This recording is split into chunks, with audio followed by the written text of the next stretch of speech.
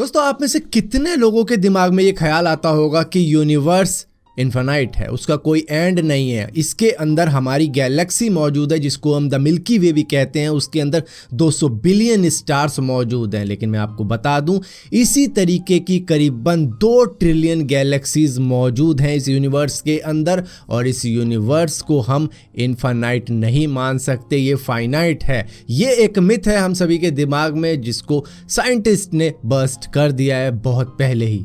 लेकिन फिर भी हम में से बहुत से लोगों को ऐसा लगता है कि यूनिवर्स बहुत ज़्यादा बड़ा है, उसका कोई एंड है नहीं।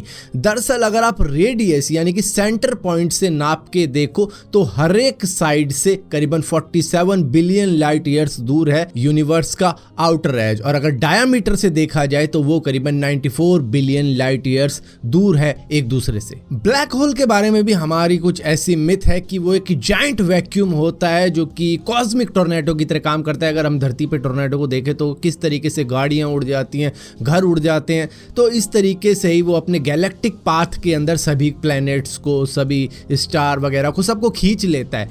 लेकिन ब्लैक होल ऐसा नहीं है जिस तरीके से हमें लगता है कि वो बस सरवाइव करने के लिए सबको खींचना चाह रहा है। दरअसल जब कोई मैसिव स्टार कोलैप्स हो रहा होता है तो वो और भी डेंसर और डेंसर होता चला जाता है, जिसकी वजह से उसकी ग्रेविटी काफ़ी ज़्यादा इंक्रीज होती चली जाती है और वो अपने नियर बाय ऑब्जेक्ट्स को खींचने लग जाता है। चाहे स्टार हो, मून हो या फिर कोई भी प्लैनेट हो, उसको वो खींच लेगा अपने अंदर, और उसकी ग्रेविटी उतनी ही पावरफुल होगी जितने कि उसका मास है। हम में से बहुत से लोगों को ऐसा लगता है कि अर्थ के जैसा प्लैनेट इस पूरे यूनिवर्स के अंदर सिर्फ एक है, लेकिन ये भी एक मिथ है। दरअसल प्रोक्सिमा सेंटोरी बी ये भी अर्थ के जैसा ही दिखता है और ये भी शायद हैबिटेबल हो सकता है अर्थ पे रहने वाले लोगों के लिए, लेकिन ये 4 लाइट ईयर्स दूर है। अब आप कहोगे 4 लाइट ईयर्स दूर है तो ठीक है ना, कोई नासा को बोल के स्पेस क्राफ्ट भिजवा देते हैं, वहाँ पर शायद हो जाए हमारे लिए रहने का जुगाड़। लेकिन आज की जो टेक्नोलॉजी है स्पेस के अंदर ट्रैवल करने की, वो इस तक पहुँचने के लिए करीबन 60,000 साल ले लेगी, और इंसान मुश्किल से ऑन एवरेज 60 साल जीता है। तो अगर किसी को भेजा जाए तो वो तो पहुँचने से पहले ही मर जाएगा, और नासा वाले अगर कोई स्पेस क्राफ्ट भेजते भी हैं तो उसको पहुंचने में 60,000 साल लग जाएंगे। तो क्या हम या हमारी जनरेशन या फिर इंसान जिंदा भी रहेंगे तब तक इस अर्थ के ऊपर? लेकिन फिर भी मैं आपको बता दूं कि हमारी गैलेक्सी यानी मिल्की वे के अंदर ही 300 या फिर 6 बिलियन प्लैनेट ऐसे हैं जो कि अर्थ के जैसे ही दिखते हैं। हालांकि वहां तक हम पहुंचने में कितना टाइम लगा देंगे वो एक अलग बात है। और इस यूनिवर्स के अंदर जहां पर ट्रिलियंस ऑफ गैलेक्सीज है हमारे जैसी, तो अर्थ के जैसे प्लेनेट करीबन इतने होंगे।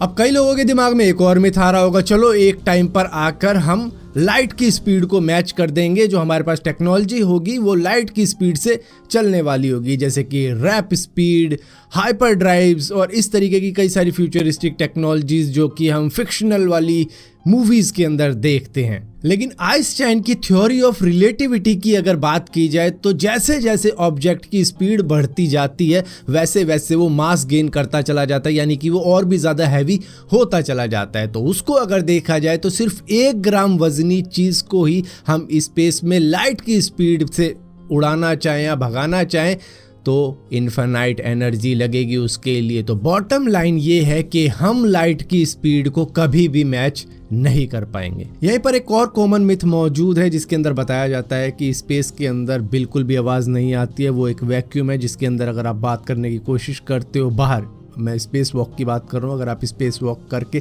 बात करते हो तो आपकी आवाज़ बिल्कुल भी नहीं आएगी। जी हाँ, ये बात बिल्कुल सही है, लेकिन नासा के रिसर्चर्स का मानना है कि डिपेंड करता है कि आप स्पेस में कहाँ पर हो, क्योंकि साउंड को ट्रैवल करने के लिए कुछ चाहिए होता है। तो अगर आप डेंस गैसेस के बीच में मौजूद हो तो आपकी आवाज़ ट्रैवल करेगी, आप प्लाज्मा के अंदर मौजूद हो तो आपकी आवाज़ ट्रैवल करेगी। डिपेंड करेगा कि अगर स्पेस में कुछ पार्टिकल मौजूद है तो वहाँ पर आपकी आवाज़ ज़रूर ट्रैवल करेगी, क्योंकि पर्सियस क्लस्टर के वहाँ एक ब्लैक होल है जो कि करीबन 250 मिलियन लाइट ईयर्स दूर है इनसे, लेकिन फिर भी इनको इर्र की आवाज सुनाई देती है वहां से भी।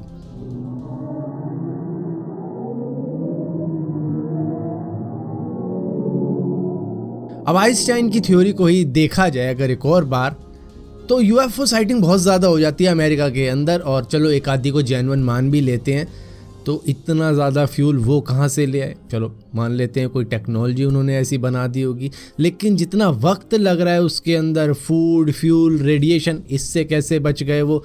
और प्रॉक्सिमा बी जो कि करीबन 60,000 साल में हम पहुंच पाएंगे अगर करंट टेक्नोलॉजी से ट्रैवल करें वहाँ पर, तो हो ही नहीं सकता ये। तो यहाँ पर एस्ट्रोनॉट्स की एक सिंपल सी थ्योरी है कि भैया आपको ज़िंदा रहना है किसी भी मिशन या किसी भी एक्सपेरिमेंट को पूरा करने के बाद में। ऐसा नहीं कि उस एक्सपेरिमेंट के लिए आप मर जाओ। तो ये तो ऐसा होगा कि भैया तुझे मार्स पे भेज रहे हैं हम, तुझे मार्स पे जाना पड़ेगा, एक्सपेरिमेंट है बस।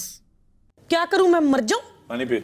मेरी कोई फीलिंग नहीं है। हाँ ठीक है, पानी पी। तुम्हारी फीलिंग तुम्हारी, ਤੁਹਾਡਾ ਕੁੱਤਾ ਟੋਮੀ, ਸਾਡਾ ਕੁੱਤਾ ਕੁੱਤਾ।